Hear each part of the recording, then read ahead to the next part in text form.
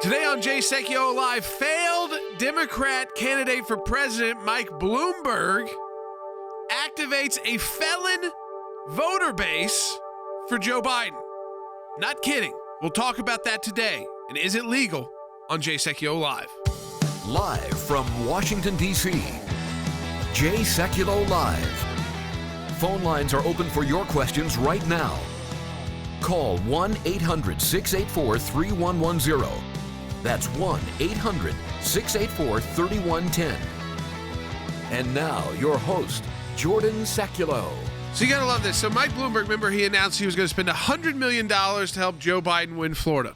He announced that about a month ago. Okay, he's got billions. He's a billionaire, fine, whatever. He can choose sides politically. What you can't do is violate election law, state election law. You can't buy votes for someone. That's kind of like a known thing you can't do in America. In fact, you can't give someone money to even donate to a candidate. You can't do that. You go to jail for that. And ask Dinesh D'Souza about that, where he was targeted for that for one time, a mistake there. And people go to jail for that. Much worse if you're talking about buying votes. And these morons on Mike Bloomberg's team and LeBron James' team, he's also doing it, by the way, put it in writing. They put it in writing, what they were doing. So, I mean, the Department of Justice, open up where's the Civil Rights Division? Where's the Election Division? The state level at the Attorney General in Florida. They literally said, quote, "We have identified a significant vote share that requires a nominal investment," in their memo. The data shows that in Florida, black voters are a unique universe, unlike any other voting bloc where the Democrat support rate tends to be 90 to 95%. So we will pay the court fines and fees of nearly 32,000 black and Hispanic Florida voters with felony convictions, because in Florida, once your fees have been paid, if you've already served your time, so you're out of prison, you can then vote again. You're restored with your voting rights. And they said it was an effort aimed at boosting turnout for Democratic presidential candidate Joe Biden. Joe Biden. Now, Than, you just let us know there's protesters outside the office in Washington, D.C. I don't think they're specifically protesting us yet at the AClj, but they're protesting, of course, the Senate moving forward on the nomination, whoever President Trump nominates on Saturday. But the fact that we have the votes to do that. But I just want to go around Than because, again, I say moronic because they put it down in writing. They put down in writing they're trying to buy votes. They didn't do this for white felons who, by the way, didn't meet their voting class. They did this specifically targeted black and Hispanic voters because they vote 90+% Democrat, they say. Yeah, it's not intelligent. I'll just tell you, Jordan, just politically, I think it's politically tone deaf as well. Look, you can stuff ballot boxes. You sometimes can fraudulently turn an election. But one thing I don't think you can do is slip this past the American people. I think this is going to backfire on them. Now, look, there's got to be political election law enforcement that happens. But as far as appealing to the American people and appealing to undecided voters about having a fair and open process, Jordan, I'll just tell you, I think it will backfire. I think the American people know that this is fraudulent. I mean, listen to this from the Washington Post. Desmond Meade, the group's president of this, the group to get the felons paid off so they can have their rights restored, said the group does not share Bloomberg's goal of empowering only one political side. So they've got the guy that they're fundraising for even saying they don't share the goal of only helping Democrats, only buying votes for Joe Biden. It goes on, by the way, because LeBron James is doing this. And so, again, a high-profile person. And listen to this. This is how the Washington Post ends their piece, okay? Washington Post. Bloomberg's advisors identified that group as likely to vote for Joe Biden and more likely to vote than any other group of former felons. So they just paid it off for those felons, not the felons who might be likely to vote Republican. Think about that. Give us a call, 1-800-684-3110. We come back. We'll go through the state law in Florida with Andy Economo, who's joining us now. There's also possibly federal violations, obviously, when it comes down to a federal election. 1-800-684-3110 to talk to us on air. That's 1-800-684-3110. And sign our petition at AClj.org. Fill the seat. Let's get it done. AClj.org. We'll be right back.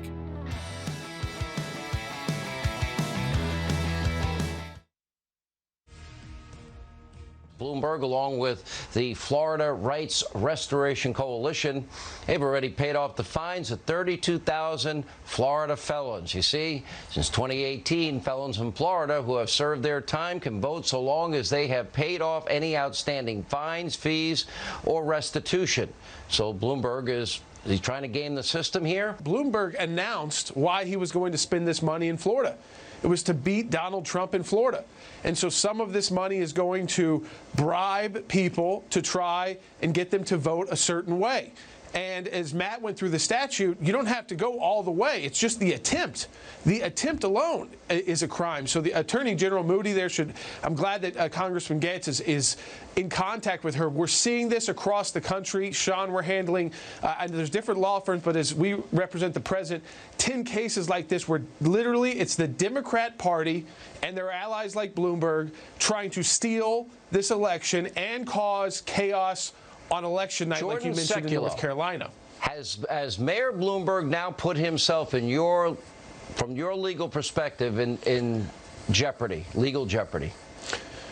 He has potentially put himself in legal jeopardy. He's got the Florida Attorney General. He's got Congressman Gaetz. He's got people. He's got statutes that look like they apply directly to this. And like the congressman said, he told people when he was fundraising for this why he was doing it, to get votes for Joe Biden. So right there is the criminal issue that Mayor Bloomberg is potentially going to face. And he then, previous to this, he announced he was going to go spend, all of this money just to try and take Florida from Donald Trump. It's happening across the country, though, with this mail-in ballot stuff, with the courts. The Democrat Party is going all out to cause election chaos and fraud.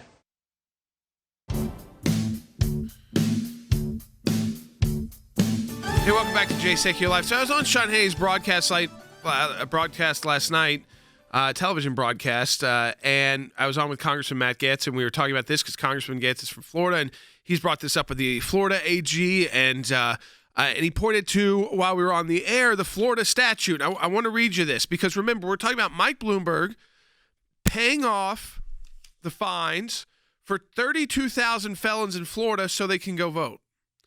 32,000, by the way, was like the margin of victory for Ron DeSantis, something like that. Was it, Will, right? It was like the margin of victory for Ron DeSantis was 32,000, something like that, or maybe even less. It was a very close election.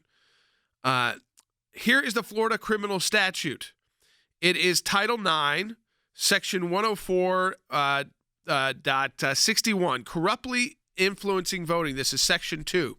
No person shall directly or indirectly give or promise anything of value to another, intending to thereby buy that person or another's vote, or to corruptly influence that person or another in casting his or her vote.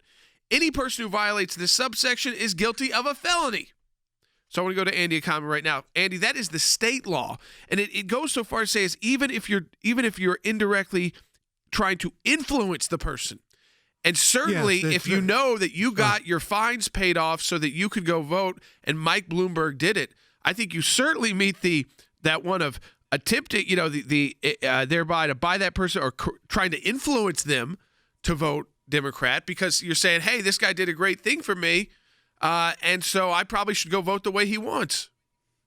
Well, that's exactly right, Jordan. When, the statute is written in such a way that it says you don't directly or indirectly give anything of value. Money is something of value. It's the ultimate thing of value, intending to buy that person's vote.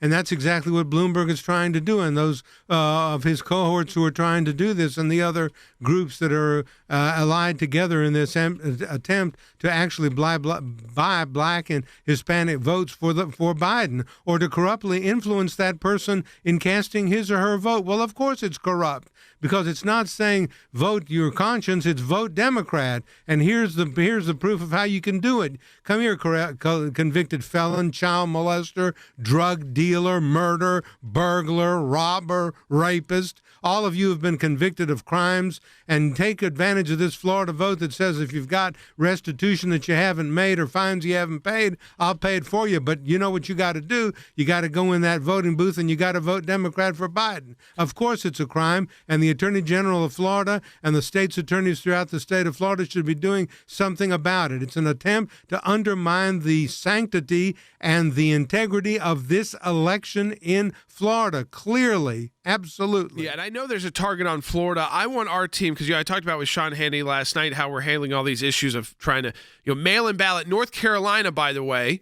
they changed the mail-in ballot rule to 9 days. So as long as it was postmarked on Election Day, it will count even if they get it 9 days later. Now, that will be challenged. 9 days.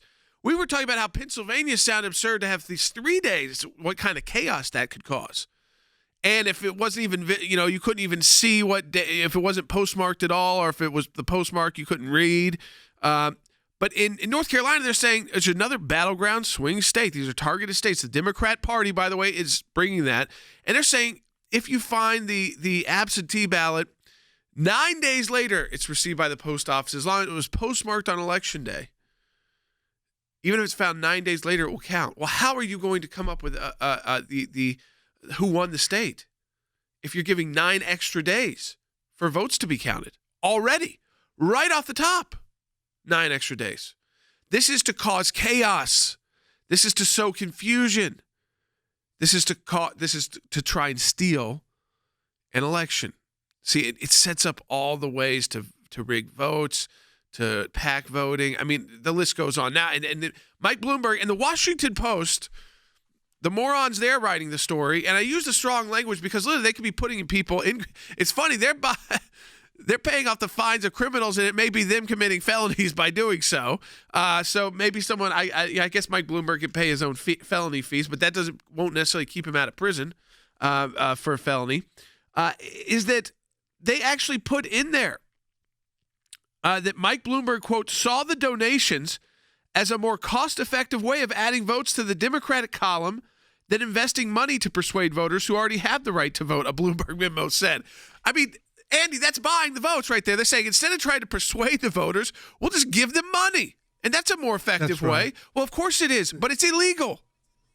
It is illegal, and it is vote buying. I mean, the vote buying is nothing new, Jordan. There's been vote buying for years and years and decades, and this Florida statute has made it a crime to do that. So when Bloomberg is saying, well, I'm going to just go ahead and do it anyway. Now, I'm not saying what side you should vote for, but I'm going to buy your vote by essentially paying off your fine and your restitution, you convicted felon. In my view, no convicted felon should vote, period, whether he's paid his fine or her fine or restitution or anything. If you're a convicted felon, unless your rights have been restored to you by the Board of Pardons and Paroles or the governor in the state, you shouldn't be voting anyway under any circumstances. But in Florida, they allow you to do it if you have paid your fine and restitution. Bloomberg now has this all-out campaign to go out and buy these votes. That's a crime. Only buying votes, Stan, of likely Democrat voters. I mean, imagine if turn this around. A Republican billionaire goes into Florida and starts paying off these felons' debts and restitutions, and the majority of them are going to be white from rural areas, and they're going to be likely for Donald Trump. That guy would already be behind bars today after this story ran. The FBI would be at his house with guns. If that were the case, Jordan, if the shoe were on the other foot, the words that you just read from Mayor Bloomberg, if they came from someone trying to stack votes on the Republican side of the aisle, Jordan, they would be Exhibit A in a prosecution against that person. And I would dare say, if you ask Andy this question as a former prosecutor, he would agree with that. And I would take it a step further, though, Jordan. I mean, look, even though we know that Mayor Bloomberg was trying to influence the election in this instance, I think even if he weren't trying to push the votes in one direction or another, he's probably in violation of this statute, because remember, the people involved are not eligible to vote unless what? Unless they receive this thing of value that he is giving them. So even if he showed the restraint, which he did not, but even if he showed the restraint of not trying to push them one way or another, he is physically enabling them to cast a vote that they are not eligible to cast. Jordan, I think that's a violation in and of itself. You have to wonder, too, at this low number, where some of these fines are as low as $1,000, so someone like Mike Bloomberg could go in and do this. Is he doing this anywhere else? I think we need to go and check that. So if we got our team listening, we should go and check. I know it's been very high profile because he said he's going to spend all this money in Florida. But, there's a lot of other battleground states. I don't know if they have similar laws as Florida, but I'm sure many do have some kind of laws where, if you pay things and certain things, you may be eligible. We need to check because is he trying to take advantage of the legal system anywhere else where a law that I think, again, if you're on the side of Andy, you don't think felons should ever be able to vote unless they go through these processes of having their rights restored, or if you're on the side of what Florida tried to do in a way where, hey, if you've been released and you didn't pay all your monetary fines, you can have your voting rights restored. Either side you're on here, this is bad, what's happening here. Because he didn't just say, I want to donate to this group because they're doing the right thing. He said, I'm going to donate to this group so that Black and Hispanic men get out and are able to vote. The white guys, the Asian guys, no, not them. Just the Blacks and Hispanics, that's it. Because we've looked at our demographic polls coming from their memo that there's a 95% chance they'll vote for Democrats. Just imagine if I did this plan, which isn't that expensive if we wanted to fundraise for it, for likely Trump voters. Is this a precedent we're going to set that's okay? Because then you're going to say, well, I'll donate to this group so that they handle it all, but I only want white males from rural areas of Florida because I did a poll and 90% of them will vote for Donald Trump. And they'll be excited about it. And they're going to know who the money came from and know what side I'm on. Because that's what Mike Bloomberg did here. What do you think would happen to me? And if nothing is going to, why aren't we doing that? I mean, maybe, if nothing's going to happen to these guys, if Mike Bloomberg is just going to walk away from this and no one's going to go get in trouble for this, then shouldn't we be doing the same thing? It's really not that expensive if you look at it. The average cost is about $1,000. So $32,000, you can put that money together. Republicans certainly could find those votes in a kind of. So, I mean, just think I'm not saying that's the right thing, by the way. I'm just saying if this is okay, don't let them just take advantage of it. I'm sick and tired of we don't want to seek to their level. If they get, what? I mean, this is war, as we've talked about. This is war. The confirmation is war. What Bloomberg is doing is declaring war. Buying votes. And buying Black votes is kind of like the worst of our history, too. I mean, it really is. And yet he's being praised for this. He should be going to jail. At least being investigated. At least that at the state level and likely the federal level as well. When we come back, we'll take your phone calls 1-800-684-3110. That's 1-800-684-3110. We'll get into the Supreme Court as well as that battle begins to get closer and closer because we know that President Trump will announce on Saturday, and Lindsey Graham says he thinks the hearings will begin the week of October 12th. So very quick movement there. We'll be right back. Sign that petition to fill the seat at AClj.org. Thanks to your support of the AClj, we have had many victories. The IRS now formally apologizing to Tea Party groups. The IRS did the right thing by resolving the case with an injunction that mandated a complete change of the IRS nonprofit tax-exempt work as it relates to issue advocacy organization. If any group feels like they're being targeted, they can go to federal court and bring our case. That's a victory. It's one of the most significant wins in the ACLJ's history, to take on the IRS and win. For more than 27 years, the AClj has been fighting for freedom and liberty in the United States and around the globe.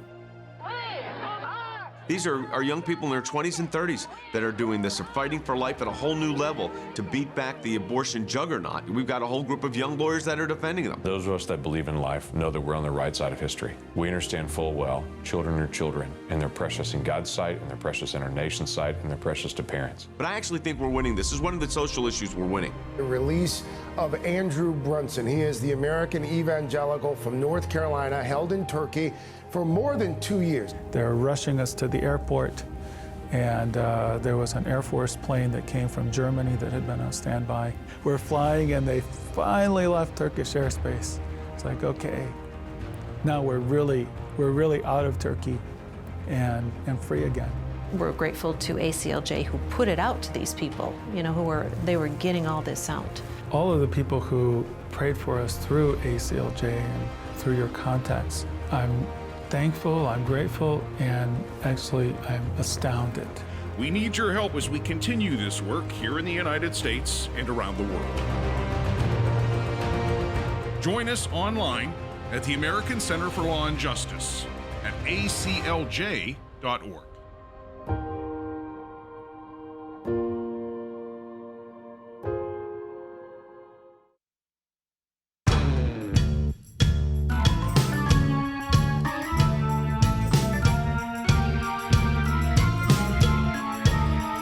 Welcome back to Jay Sekulow Live Plus. A new poll out showing on school choice, as students are returning back to school, this virtual learning, or maybe going back with mask on, depending on where you are in the country, and trying to figure all that out. And we're going to do another update soon about all the parents that we're representing and assisting, because it's over 1,000 that we're still representing. Some that we were able to get handled, so some of those cases have been closed out.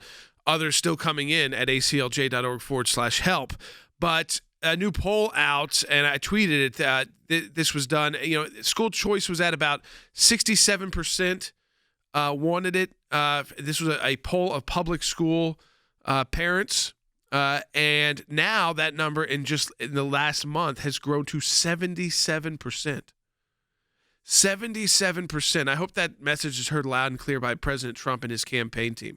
77% of public school parents now support school choice. They don't care what the teachers unions say. They don't care what their Democrat leaders have said. But you know who said they want to abolish it? The Democrat Party in their new platform for 2020.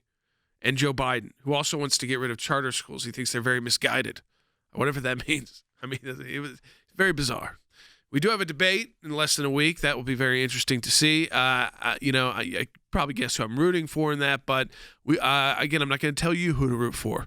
You have a mind. You can make it up on your own. I do think that these voting issues are really, I think we're seeing the attempt to steal an election and an attempt to, if we can't steal it, at least let's sow so much confusion. Let's cause so much chaos. Let's make sure that you can still count an absentee ballot that you find 9 days after Election Day in a swing state like North Carolina, so that you can't call the election. We send the country into protest chaos. That's what we want to do. And by the way, all of this is being done by Democrats. Bloomberg's doing it for Democrats. He failed running as a Democrat candidate, so he's trying to influence the election with his money by getting felons to vote for Joe Biden. And he's targeting which felons to help so they get their voting rights restored in Florida, just black and Hispanic males. 32,000 of them, which is enough, they think, in Florida to even turn an election. I mean, this is serious. This is serious. And they know who's paying their fine, and they know the intent of the person paying their fine, what they would like them to do in return. Can't force them to do it, but certainly influence is what this is. What the law is about. Influence how someone votes with a thing of value. Paying their fines off, that's a thing of value. So we see that. We see the 9-day extension in North Carolina. We see the 3-day extension in Pennsylvania. It's happening all across the country. I want to take your phone calls on this, 1-800-684-3110. Let's go to Frank in Florida online too. Frank, welcome to Jay Sekulow Live. Thank you very much for taking my phone call. Yeah, you can get it from the horses up since I live here in Orlando, Florida. Yeah. My question is this. Does the state of Florida's Constitution give Governor DeSantis this right to not do this? Well, I think there's a law on the books that allows and there's an organization that exists in Florida where people can donate to that then goes and handles this. They pay off the restitution and fines that the felons may still owe after they're released from prison to restore their voting rights. It's a 2018 law. So the law is on the books that way, and there's a group who can do that. The group even said, we don't agree with the way Mike Bloomberg is doing this for partisan reasons and how he's targeting a group of targeting who to help for partisan reasons. So literally, I mean, this is all on the record already. It's in the news. It's not something you have to dig for. There's no FOIA request necessary. And yet, they said they'll still take the money because it's helping their overall goal. So that's how they're trying to get around not looking like they are, potentially violating and committing a felony. But it would be the Attorney General in Florida, Attorney General Moody. And in fact, maybe we could have on the broadcast, we should try Pam Bondi to talk about this tomorrow on the broadcast, because as a former Florida Attorney General, she may understand too, like how this could go, how they could legally begin the investigation. Is what kind of timeline could it be on? Could you shut it down? Could you bring charges quickly? Does it look like a violation to her? So we'll contact her. She's a good friend of ours. She also serves like with me on, not really the AClj, but on the Trump legal team, on President Trump's outside legal team.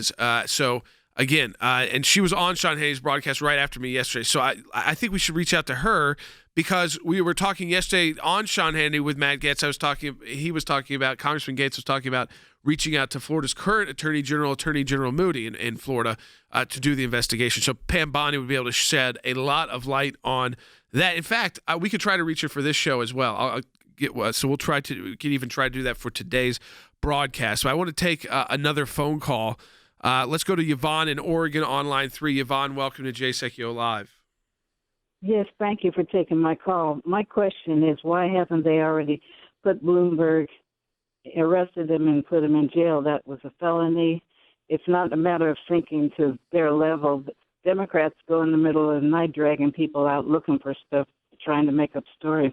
This is a fact. This man violated in an extreme way, trying to interfere with our election. He should be behind bars already. I don't know what are they waiting for? Yeah, no, I mean, I think, listen, this came out yesterday.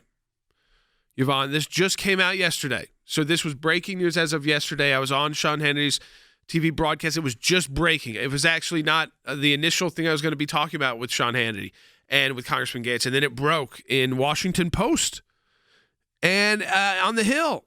And we started to say, wow, I can't believe they're admitting that they are targeting who they are giving money to vote for a certain party. I mean, this seems like trying to buy votes. It is trying to buy votes. And Andy, I want to go back to you on this. When you try to buy votes, you're violating state and federal law. Just by trying to. That's exactly right. That's exactly right. You don't buy votes. No person shall directly or indirectly give or promise anything of value to another intending to buy, quote, buy that person's or another's vote or corruptly influence that person in casting the vote. And that's what this is. It's vote buying, and it's blatant and it's obvious. Look, I have in my life prosecuted many people and have them had them convicted as felons and sent off to prison. What did I do that for? What was the purpose of those felony convictions? So that they could turn around and get Mike Bloomberg to pay their restitution or pay their fine so they could vote? The idea was to keep them out of the system because they were no longer eligible and didn't have a right, having committed felonies, child molestations, robberies, burglaries, murders. Do you want them voting? That's the whole idea. If you don't have a sanction for being a felon, then what in the world is a prosecutor for? Let's just close up all prosecution and go home and forget about it. All right, but folks. the Florida law says, you can pay your fine and your restitution, and you're back in again to vote. Okay, that's fine, but you can't do it by the way Bloomberg is doing it, and that's buying the vote. Let me just say, and this is what his advisor said. Mike, quote, Mike wanted to get this done for 2 reasons, said a Bloomberg advisor. 1, because it's the right thing to do for democracy. Okay, whatever. And 2, because it immediately activates tens of thousands of votes who are predisposed to vote for Joe Biden. I mean, this is coming from his own advisors. This is in the Washington Post. We are not unearthing this information. It's like they didn't check the law. A billionaire should have some legal team around him, right? That's like, hey, before you say comments like that. But no, they play fast. They play loose. They're Democrats. They think that no one will do anything about it. Oh, see, because we're helping convicted former felons who are black and Hispanic, so no one will do anything about what we're doing, which is illegal, right? All right, folks, second half hour coming up. Sign our petition at AClj.org to fill the Supreme Court vacancy, to fill that seat. Sign the petition, AClj.org. We know we will get the nominee announced on Saturday. Second half hour coming up. Thanks to your support of the AClj, we have had many victories. The IRS now formally apologizing to Tea Party groups. If any group feels like they're being targeted, they can go to federal court and bring our case. That's a victory. It's one of the most significant wins in the ACLJ's history, to take on the IRS and win. For more than 27 years, the AClj has been fighting for freedom and liberty in the United States and around the globe. These are young people in their 20s and 30s that are doing this. They're fighting for life at a whole new level to beat back the abortion juggernaut. But I actually think we're winning this. This is one of the social issues we're winning. The release of Andrew Brunson. We're flying and they finally left Turkish airspace. It's like, okay, we're really out of Turkey and free again. We need your help as we continue this work here in the United States and around the world. Join us online at the American Center for Law and Justice at AClj.org. Live from Washington, D.C., Jay Sekulow Live. And now, your host, Jordan Sekulow. Welcome back to Jay Sekulow Live. Thanks for joining us for the second half hour of the broadcast. I'm going to get to your phone calls on what Mike Bloomberg is doing, but there is another story, obviously, with the Supreme Court nomination. I thought to lighten the mood up a little bit. We were all worried about Mitt Romney. In fact, when I was on Sean Hannity's radio broadcast earlier in the week, not TV last night, but radio broadcast earlier in the week, we were talking about who are we most concerned about potentially going the Murkowski-Collins route, and then if they could get to 4, then Mike Pence wouldn't be the tie-breaking vote. Well, Cory Gardner came out, so he kind of squelched that. He was going to be with the nominee. So you could lose 3, it'd be a tight margin. But the vice president can be the 51st vote. But then Mitt Romney did the right thing. And now Mitt Romney, someone I bet a lot of you listen to this broadcast for, voted for in 2012, maybe even in 2008. I worked for him in 2008, and did support him in 2012. And was, as a member of President Trump's legal team, was not too happy about his vote in the impeachment. But, to play a line from Dumb and Dumber, sometimes people do things. Let's play it. Just when I think you couldn't possibly be any dumber, you go and do something like this. And totally redeem yourself! I mean, that's kind of how I feel about Mitt Romney when he came out yesterday. I just wanted to play that for everybody. Put that out there. Did you kind of feel that way about Mitt Romney? He was the guy, he also promised conservative nominees and all this. He didn't win the presidential election, but it was kind of like a redemption moment, I will say. I felt it. And it was to a lighter mood too, because it was like we were sitting there, the people like, "What are you doing? Are you half voting for impeachment? You're supposed to be a Republican, and you realize this was a partisan impeachment, right, from the House, that you're the only Republican now joining on this. This is what you're going to be known for? Well, maybe now he's going to be known for doing the right thing in this very tough election season on the Supreme Court. And for that, I think he's starting to redeem himself. I'll put it that way. In my world, he's starting to redeem himself. He has not yet completely redeemed himself. I want to go to Than Bennett in Washington, D.C. We're going to get to people's phone calls, but Than, people are, and there's a lot of calls about this, about RICO laws. Yes, there could be RICO issues. I mean, we'll explain that. I know we have calls about that, but then overall, it's just the climate. It's like he's buying black votes. And what if I was going to buy white votes? Because I knew then that they'll vote a certain way. I mean, bottom line, that's what he is literally admitting to. You take out all of the filler of the article, he's buying black male votes. And that's okay in America for a billionaire to do in 2020. And the reporting on it, Jordan, I would just tell you is not honest because it's run through the filter of agreement with the strategy of Mayor Bloomberg. And one comment I just want to make real quickly on the Supreme Court. Remember yesterday how we had the conversation that maybe the vote of Lisa Murkowski, that story wasn't fully written yet? Well, she has told an Alaska newspaper that maybe she will vote for the nominee in the end. She still doesn't think the process should move forward, but it's going to move forward without her. She wants to see a nominee and evaluate it. So, Jordan, it just reiterates the importance of voters continuing to press in on issues that matter to them because senators can change their mind. I don't think the story is fully written on her. But look, as it relates to this Mayor Bloomberg story, I would just make this comment. The chaos strategy that is pursued by the left, their goal is twofold, Jordan. Number one, it's to open as much time of chaos as possible. That's not why we're going past Election Day, now up to 9 days after. And then it's to open up as many exceptions as possible. So you have to focus on felons. You also have to focus on 9 days after the election. You want as much time and as many different places for the lawyers to look at because that's when the most things can sneak through. Jordan, those are the two layers of a chaos strategy. It's in full deployment now. Full deployment. I mean, he's doing this literally Bloomberg, I mean, it's 40, some odd days away from the election. So taking action would be very quick. You'd have to have the hand of justice very quick. And at most, you'd probably be getting to like the grand jury stage. But that would certainly send a message to stop and halt this kind of activity. When we get back, we take your phone calls, 1-800-684-3110 to talk to us on the air. That's 1-800-684-3110. We're hearing from more election shenanigans. Pat in Michigan's got some coming up for us, too. We'll take their call when we come back on Jay Sekulow Live. Remember to sign the petition at AClj.org. Fill that vacancy, AClj. And welcome back to Jay Sekulow Live. This is Jordan Sekulow. I'm going to get right to the phone calls. Pam in Kentucky on line 3. Pam, welcome to Jay Sekulow Live. You're on the air. Thank you. I'm not sure you've answered this yet, but the question is, do Bloomberg's antics fall under the RICO laws? So RICO law, just so people know, people throw that term around, Racketeer, Influenced, and Corrupt Organization Act, is to go after it's like organized crime or organized efforts. And I want to go to Andy Economy on this. It was brought up last night, Andy, when I was on with Sean Hannity, because Florida and many states, they have their own RICO-type laws, and of course it exists at the federal level. I think this could potentially be there. It could potentially be there because of all the info we're gleaning just from the media.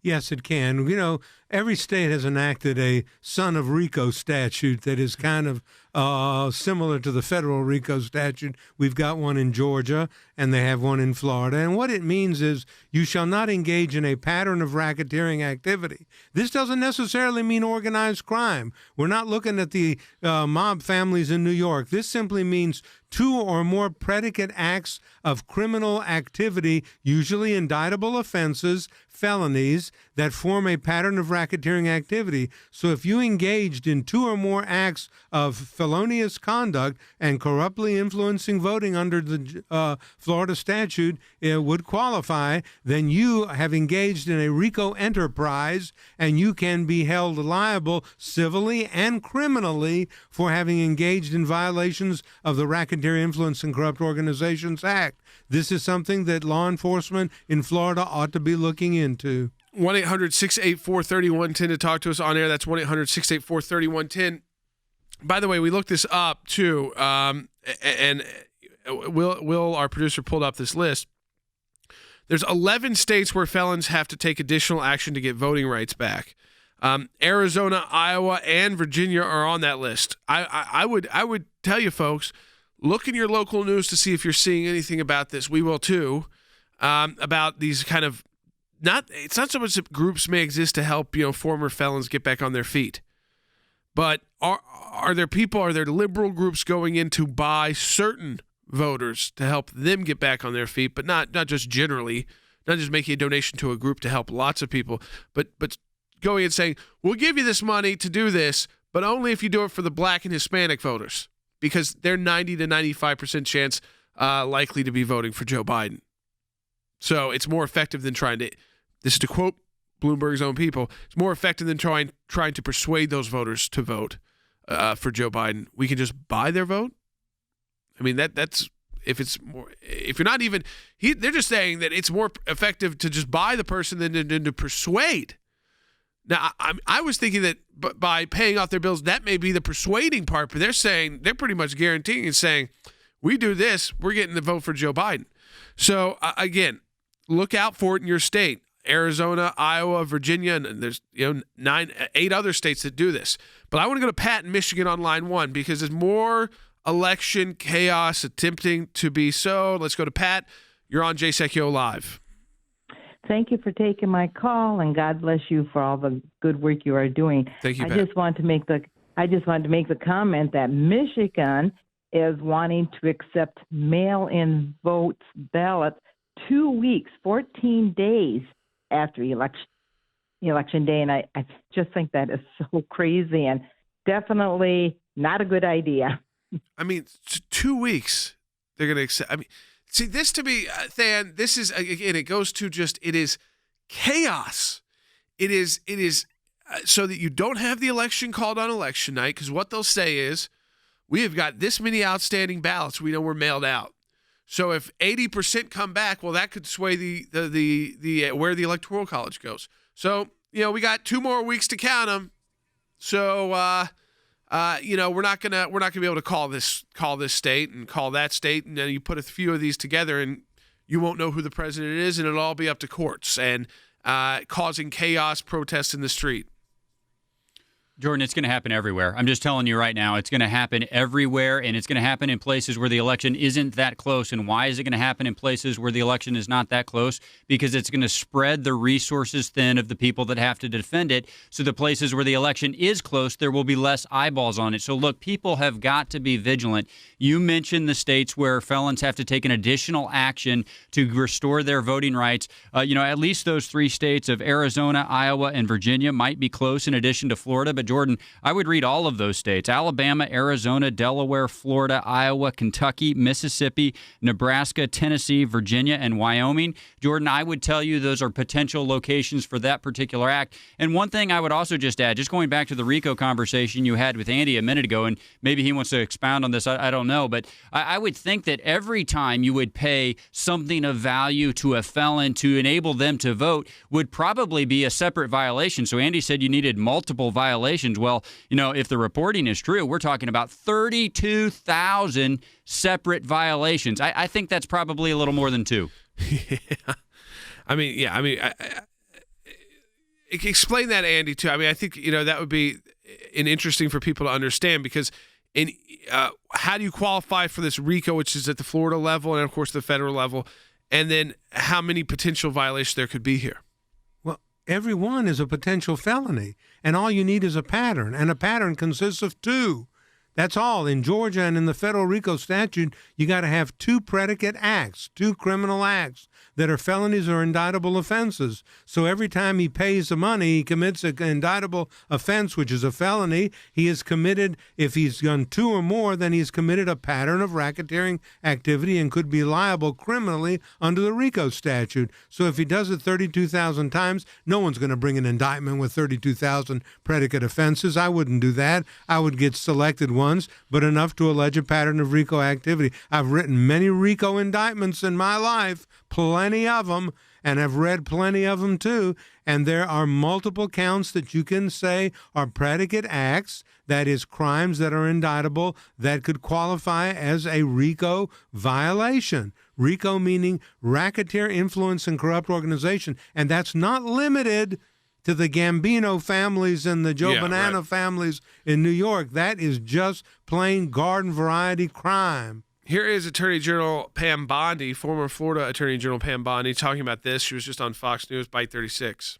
Now he comes in trying to pay $20 million to pay fines for convicted felons so they could vote. You know what? Republican registrations are up higher than they've ever been. We're closer than we've ever been. So, he needs to spend this money back in his state. People aren't leaving New York. They're fleeing New York. And so he needs to get over this obsession with my state and focus on helping his state, because it's not working for him. Yeah, certainly this could, it could end up serious trouble. It is on right now a lot. I've turned on, we have the TVs on in the studio, and Fox has been covering it show by show by show. So when you do that, Andy, I think also you get the attention of prosecutors, you get the attention of the Department of Justice. That's how they watch TV too. And this was in the Washington Post. And by the way, many a crime they find in the news. That's right. I find many crimes watching the news. Watch it all the time. You can find criminal activity, and it exists everywhere. If he's buying votes in Georgia, I hope Georgia prosecutors who are listening right now, and I'm talking about Jackie Johnson, my DA down in Brunswick Circuit, I hope she's looking at this and checking this out to see if he's trying to buy votes in the Brunswick Circuit. There you go. There you go. You're hearing it, right, folks? It's not that unusual. So the media starts talking about it, and then you start this whirlwind. That is how oftentimes you get the attention of the prosecutors, of the attorney generals at the state level, of even the U.S. Attorney General, the Department of Justice, the right people in the divisions. They start saying, well, this doesn't seem right. What I'm hearing appears wrong. I need to look further into this. I'm going to investigate. And if I believe that the crime was committed, then I would impanel a grand jury and move on from there. We'll take more of your phone calls. We have one final segment coming up on Jay Sekulow Live at 1-800-684-3110. That's 1-800-684-3110. Than, one unfortunate casualty, it seems, in all of this chaos on Capitol Hill, which shouldn't have to be this way. It's because they figured out how to fund the government, by the way. They figured out how to fund themselves, but they're not figuring out anything when it comes to COVID relief.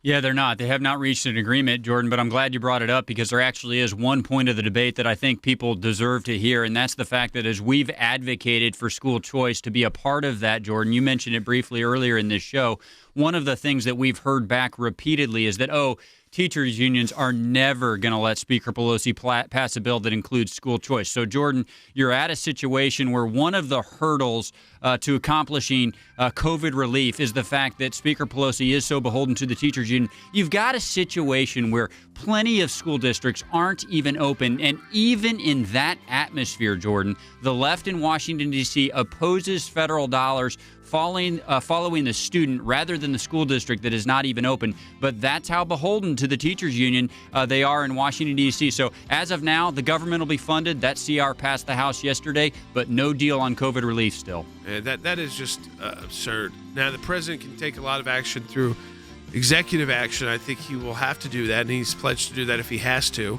And I dare some Democrats, are they going to challenge that, challenge helping people out, need to pay their bills? We'll be back. Final segment of Jay Sekulow Live coming up. Taking your phone calls at 1-800-684-3110. All right, welcome back to Jay Sekulow Live. A final segment of the broadcast. We're taking your phone calls, 1-800-684-3110. Don't want to ignore, too, the Supreme Court battle as well. It's funny because we had this poll by Aaron Gilbranson of our research team for our radio broadcast, and say all these threats in recent history the Democrats have made. In recent years, Democrats floated court packing as a viable avenue to ensure a left-leaning Supreme Court. This has happened back in 2018 following the confirmation of Justice Brett Kavanaugh.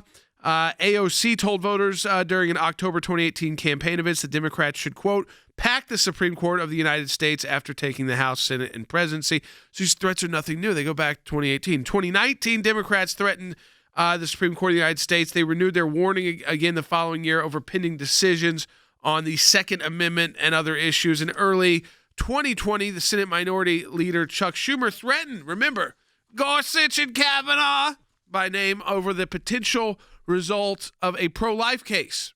And we even wrote a blog about that at AClj.org. He said, quote, I want to tell you, Gorsuch, I want to tell you, Kavanaugh, you have released the whirlwind, and you will pay the price. I mean, threatening Supreme Court. This was down on the steps of the Supreme Court, by the way, before they even made a decision.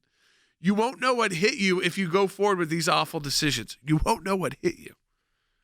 I mean, we've seen the threats before, Than. My advice to Republican senators, and I think Mitch McConnell has dealt with many, these are tough guys, Lindsey Graham, ignore them. And that's what they've been doing. Yeah. When you don't make these threats, Jordan, when you're either winning elections or you're confident you're about to win elections. You make these threats when you're getting beat at the polls or when you don't think you're going to win the White House or when you don't think you're going to win the United States Senate. Because, look, there is a way that they can be in charge of making these nominations and being in charge of whether or not to confirm them to the United States Senate. You have to go to the American people and you have to make the case that you're the ones that they should want to pick those. Jordan, they're getting beat at the ballot box, and so they resort to these threats. If they started winning, they wouldn't have to do it. But since they're getting beat, those threats are going to continue. Well, I mean, listen to this. Nancy Pelosi was on a New York Times podcast yesterday. Take a listen to what she had to say. Bite 6, more threats. What is your power to do this? I get the election, but you can get up more, you can speak out more, you can do more impeachments, things like that. Do you have enough power? Well, we can impeach him every day of the week for anything he does. In fact, for right. 200,000 people dying. Well, because, look, the American people want to know what we're doing that affects them directly. We can impeach him every day of the week for anything he does? I mean, it's supposed to be anti-high crimes and misdemeanors. Now that you could have debate over what that means a little bit, but so there's some wiggle room. But for anything he does, that's the standard we're going to set for impeachment now. I can't wait for a Republican House and Senate to just start to use that rule against in the future, sometime there will be a Democrat president. I'd love to. We'll just impeach them the entire time they're there based off the Pelosi rule. You're obviously not reading the Constitution as she reads it. I read the Constitution as saying high crimes and misdemeanors. She says you can impeach him every day of the week for anything he does. What a stupid remark. That is a remark of a stupid person. Well, and I've got she's called Crazy and this Nancy, is the Speaker of the House? Crazy Nancy, not just by me, not just by the president, but by even those on CNBC. Who then, I respect your office so much. He never said I respect you so much, by the way, Jim Cramer, if you notice. He said, I respect your office so much. Not like I'm not calling you crazy, but your office, and I was trying to intimidate. But it's even crazier because, good morning, Sunday morning. Remember that from the George Stephanopoulos interview? But is the New York Times reporter this is supposed to be reporters. Why aren't you doing this? Why not impeach? Impeach, impeach, impeach. I got to get to the phone calls. We'll do these very quickly. We got 3 to take. We're going to take all 3. Patty in Massachusetts, line 6, you're on the air. Hello. I'm wondering if anyone has already indicted Bloomberg, and if not, will AClj press charges against him? Listen, AClj cannot press charges. We could do civil work. But only the government, Andy, can bring, just very quickly, only the government, state, local, federal, can bring criminal charges. Yeah, AClj is not a prosecutorial agency. The people who can do this are the attorneys general of the various states and the district attorneys, and they ought to be looking at this very hard. Yeah, so there you go. Quick answer there. Let's go to Bill in California, line 4. Hey, Bill. Yeah, hi, Jay. Hi, hello, Gordon. Hey, listen, restitution. How do we know these 32,000 felons paid restitution? Boy, the great economic loss that they could have caused, medical costs, personal property, psychological. Yeah. How do we know they paid off restitution? Thank you, and have a good day. So, Bill, what's interesting, and Andy, they're using Bloomberg's team is using a specific organization that specializes in this in Florida.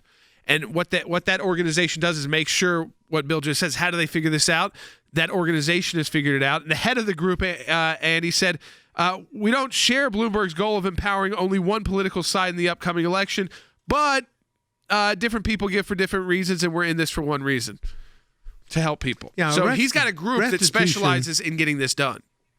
He does, and it's tailored to do it. Restitution, of course, means, for example, in economic crimes where you've swindled someone out of $30,000, you've got to pay restitution as part of your sentence. And they don't have the money to do that because they've swindled people out of the money. So Bloomberg comes in with his organization, and he gives them $30,000 to the probation officer or the parole officer, depending on the jurisdiction, and they get their right to vote back restored to them. Very simple. It's all a matter of money. Yeah, I mean, so again, all a matter of money. Sue in Oklahoma, final call of the day. Sue, you're on the air. Yeah, here's my concern about Bloomberg and LeBron. They will do this. They hope that they will win the election. And if they do, no one will prosecute. We've already seen how these things happen. They get by with it. So what do we do? And honestly, I'm worried the Republicans won't have the stomach to fight it. Well, let's give them a day. Let's give them a day. It came out yesterday that this was happening and the way it was happening. And Bloomberg's team actually laid it out. We may never have found out about it if they hadn't have wanted articles about it and spoken to the press about it. So I think, again, there's state AGs, there's district attorneys, there's the U.S. attorneys, the federal level. There are divisions within the Department of Justice that look at voting rights. They also look at civil rights violations potentially. And, of course, the RICO statutes, both at the federal and state level. Give it a couple days before you've written off that they don't have a stomach for it yet. But I do understand your concern. And obviously, Bloomberg shouldn't be able to escape at least an investigation into this. I think it at least calls for an investigation. Just from what I know from the media. I haven't gotten all the files. I don't know all the info. But for everybody who's flapping, their mouth, including the head of the group he gave the money to, it sounds pretty close to an illegal act. And whether or not that would meet the RICO standard or not, well, it doesn't even have to meet that. It could just meet the Florida state statute standard, and that's a felony in the state of Florida. So it should be investigated. Maybe it's already being investigated. Sometimes we don't know that.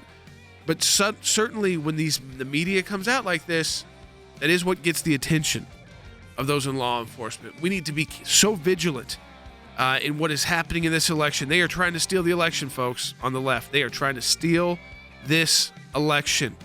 Make that. It is clear. You can read about it in the Washington Post. Seriously, trying to steal the election. But there are things we can do, like fill the Supreme Court seat.